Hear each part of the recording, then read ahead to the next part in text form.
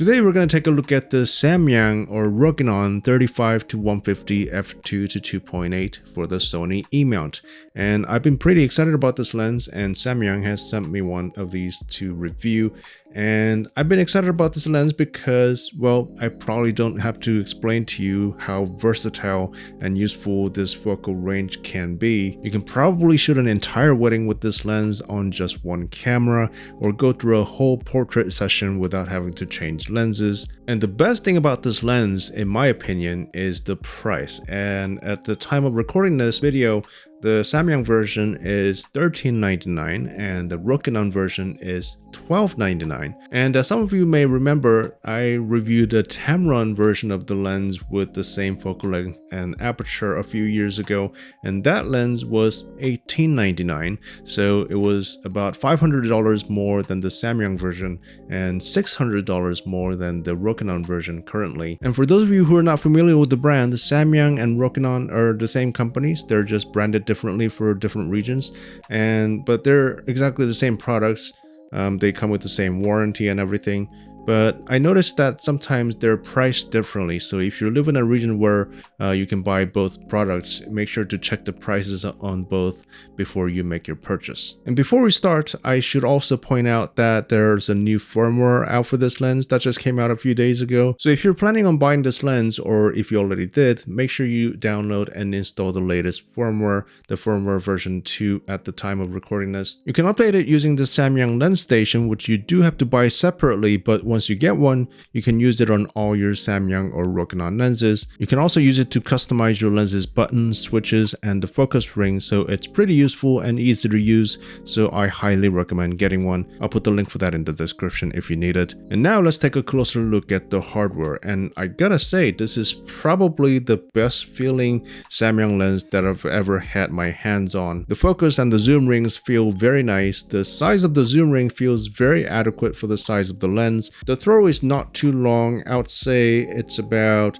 a rotation of 75 or 80 degrees. There are two customizable focus hold buttons, one on the side and one at the top for when you're shooting in portrait orientations. And the switches feel very good, and the text on the lens are very clean and easy to read and not too distracting. Metal construction, weather sealing, it checks all the boxes for me. It is quite big and heavy, but I guess considering its range, it's quite understandable. It weighs a little over 1300 grams, so it's similar to some 70-200s, so this is definitely not part of their tiny series lenses. But I guess the argument to be made here is that if you have this lens on your camera, you probably don't have to carry as many other lenses in your bag, or even a secondary camera if you're an event shooter. It uses an 82mm filter thread, pretty standard for a lens this size, and it comes with a hood that feels very durable, and the weight of it is actually not that bad, and I can handle the weight just fine because I'm a pretty big guy. But my only complaint on the hardware is that because of the weight, the barrel kind of slides down slightly when you're not using it, and the zoom ring, although it's good that it's very smooth, but it doesn't quite hold the weight of the barrel in place. So it's actually not too bad, but like just one tiny little shake, then it comes right down. But the good thing is it does come with a lock, so when you're not using it, you can lock the zoom ring so it stays in place. And when I first put the lens on the camera and started testing it, the first thing that I was pleasantly surprised by was its minimum focusing distance. At 35mm, it can focus as close as 13 inches or 33 centimeters, with the magnification of 0.18. So it's not a macro lens by any means, but considering the length of this lens, 13 inches felt very close, and being able to shoot this close just adds even more to the versatility of the long range that this lens covers. And of course, all that range would be useless if the resolution couldn't back it up. But I'm glad to report that this lens is extremely sharp pretty much at any focal length from corner to corner. Here are some test shots taken at 35mm, and as you can see, it's pretty sharp even wide open, but at f4 it does get a bit sharper.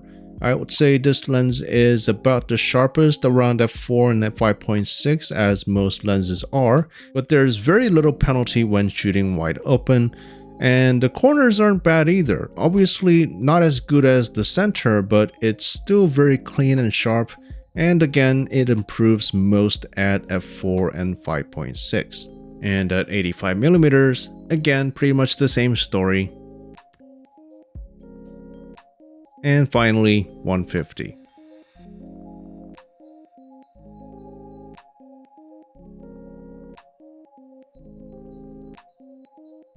And one thing to note here is that there is very little distortion at any focal length. When I tested the Tamron lens a few years ago, I liked that lens very much, but it had some very severe distortion at certain focal lengths, and I'm glad that that's not an issue with this lens. A lot of people wonder about the autofocus performance when they buy third-party lenses, and at least based on my experience, I haven't noticed any issues with the autofocus, and it pretty much just felt like any other lenses that I've ever used. When I tested tracking, I would say the hit rate was roughly about 70 to 80%, which is usually what I experience with most third-party lenses. And keep in mind that this was just tested with my A7 IV, not an A9 or an A1, or even the newer A7R5. So I would imagine it will only get better with those cameras, and just taking some single shots or shorter bursts, I was always able to get the shots that I wanted and didn't even have to think about the tracking performance or hit rates. And if I were to nitpick a bit here, I'll say about the only notable weakness of this lens's optical performance is the flares. And as you can see, it does display some heavy flare under direct sunlight. Normally, flares don't bother me as long as they look natural and the images retain their contrast,